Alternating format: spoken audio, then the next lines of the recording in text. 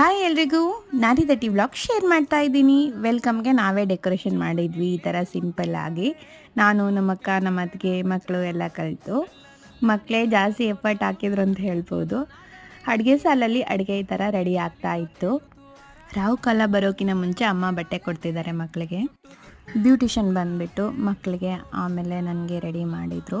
ಸ್ವಲ್ಪ ಲೇಟ್ ಆಯಿತು ಫಂಕ್ಷನ್ ಎಲ್ಲ ಆಗೋದು. ಫೈನಲ್ ಲುಕ್ ಈ ಥರ ಇತ್ತು ನಂದು. ಫಂಕ್ಷನ್ ದಿನ ತುಂಬ ಬ್ಯುಸಿ ಇದ್ದಿದ್ದರಿಂದ ನಾನು ಯಾವುದೇ ವಿಡಿಯೋ ಶೂಟ್ ಮಾಡೋಕ್ಕಾಗಿಲ್ಲ.